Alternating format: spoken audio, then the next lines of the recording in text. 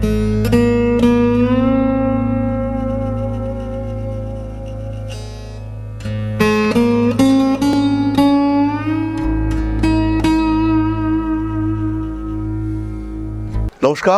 Rishibani institute of Vedic অ্যাস্ট্রোলজির পক্ষ থেকে স্বাগত জানাই আজকের জ্যোতিষ আলোচনায়। আমি শান্তনু, আপনাদের সঙ্গে। আলোচ্য বিষয় বাংলাদেশ।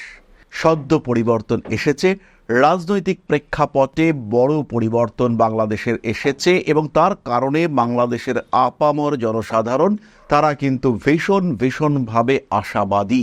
এই পরিবর্তনের রেজাল্ট হবে পজিটিভ, কিন্তু কোন দিকে পজিটিভ? মীন রাশির দেশ বাংলাদেশ, আমরা এর আগেই এক্সপ্লেইন করেছিলাম এবং এর আগে বাংলাদেশ নিয়ে করা প্রত্যেকটা প্রেডিকশন আমাদের ক্ষেত্রে সেগুলো কিন্তু মিলেছে।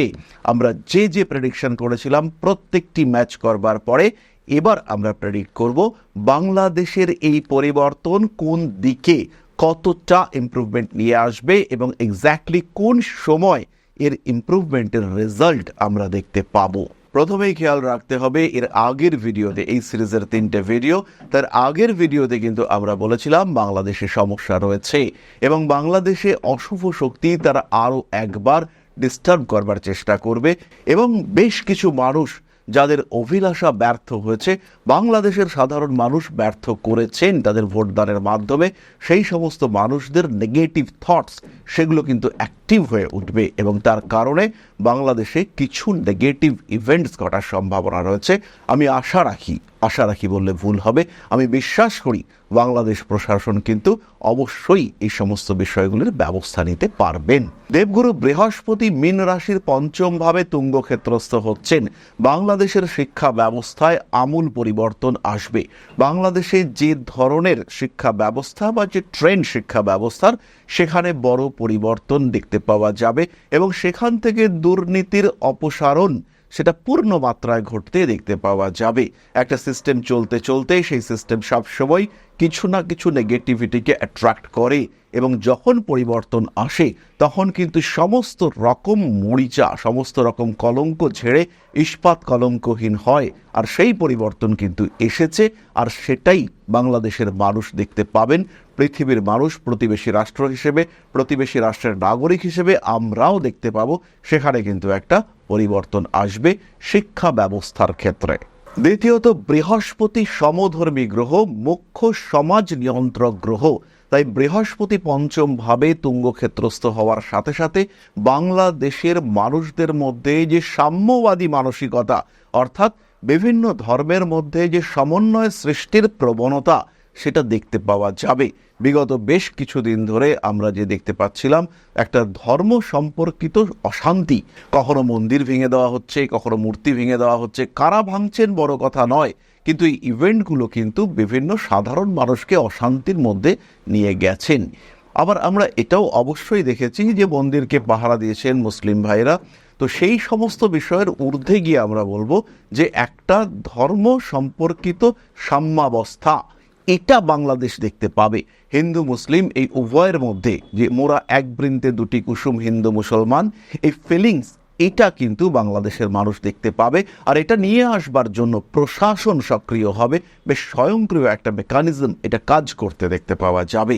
ফলে বাংলাদেশের বেশ কিছু হিন্দু ভাই বোনরা যারা মনে মনে কিছু আশঙ্কায় ভুগছিলেন, তাদের সেই আশঙ্কার অবসান এটা ঘটতে দেখতে পাওয়া যাবে। পঞ্চমভাবে বৃহস্পতি প্রবেশের সঙ্গে সঙ্গে বিবাহ এবং সম্পত্তি প্রাপ্তি এই সম্পর্কিত আইনে বড় পরিবর্তন আমরা দেখতে পাবো এবং এটা কিন্তু এই সরকারের মাধ্যমেই আসবে। তারই সঙ্গে সঙ্গে সংরক্ষণ সম্পর্কিত বড় পরিবর্তন এটা দেখতে পাবেন বাংলাদেশের মানুষজন। অর্থনৈতিক অবস্থা, ঋণ গ্রহণ, ঋণ প্রদান এই সম্পর্কিত যে সমস্ত আইন, সেগুলোর ক্ষেত্রে বড় পরিবর্তন দেখতে পাওয়া যাবে। আরও একটি বিশেষ ক্ষেত্রে পরিবর্তন আসবে, সেটা আমি আপনাদের সঙ্গে লাস্টে ডিসকাস করব। পরবর্তী যে বিষয়টি হলো সাহিত্য চর্চা। বাংলাদেশে সাহিত্য চর্চার ক্ষেত্রে অনেক বেশি বাক স্বাধীনতা প্রকাশিত হতে দেখতে পাওয়া যাবে। একই সঙ্গে সঙ্গে ধর্মচর্চার ক্ষেত্রেও আমরা ইমপ্রুভমেন্ট দেখতে পাবো এবং সনাতন ধর্মের সঙ্গে রাষ্ট্রধর্ম এর একটা সমন্বয়ন এটাও কিন্তু আমরা ঘটতে দেখব। সুতরাং বাংলাদেশ কিন্তু বেশ কিছু পজিটিভিটি দেখতে পাবে। কিন্তু তারই সঙ্গে সঙ্গে রাহুর দৃষ্টি সেটা মীন রাশির ওপরে রয়েছে। দেবগুরু বৃহস্পতির এই যে ক্রিয়াশীলতা বা সক্রিয়তা, তার ঠিক অষ্টমে, কর্কটের অষ্টমের রাহু অবস্থান করে রয়েছেন, এবং রাহু কিন্তু কুম্ভ রাশিতে যথেষ্ট সক্রিয়, এবং বাইরে থেকে মদতপুষ্ট হওয়া কিছু অদ্ভুত ব্যক্তিত্ব, কিছু অদ্ভুত মানসিকতা সম্পন্ন ব্যক্তিত্ব, তারা কিন্তু ডিস্টারবেন্স ক্রিয়েট করবার চেষ্টা করবেন।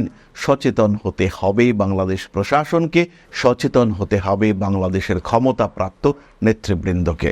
যাই হোক, বাংলাদেশে যে বড় পরিবর্তনের এক্সপেকটেশন আমরা করছি মীন রাশিতে দেবগুরু বৃহস্পতি প্রবেশের সঙ্গে সঙ্গে, সেটি হলো নারী স্বাধীনতার ক্ষেত্রে।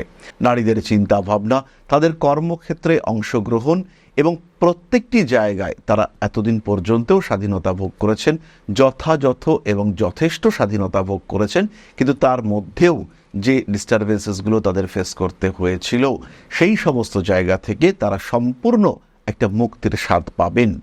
মেয়েদের শিক্ষা, সম্পত্তির অধিকার, সম্পত্তি বন্টন সম্পর্কিত চিন্তা ভাবনা, সমস্ত ক্ষেত্রেই কিন্তু একটা পজিটিভ চেঞ্জ আমরা এক্সপেক্ট করব।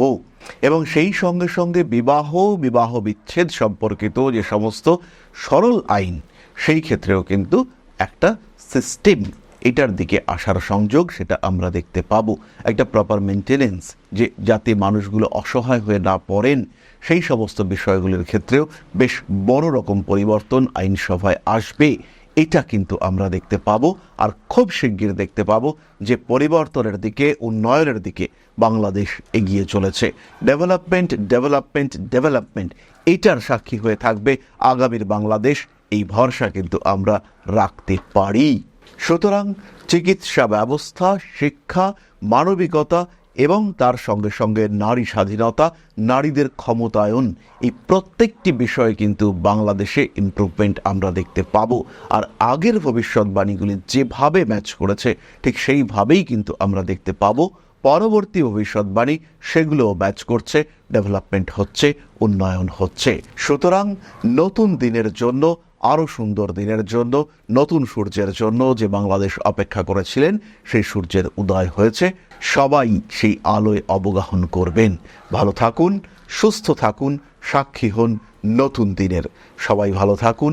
মা শ্রী শ্রী আদিশক্তির পূর্ণ আশীর্বাদ বর্ষিত হোক। বাংলাদেশের প্রত্যেকটি নাগরিক আরও খুশি, আরও সুস্থ, আরও সুন্দর, আরও সমৃদ্ধ হয়ে উঠুক। জয় মা আদিশক্তি। নমস্কার।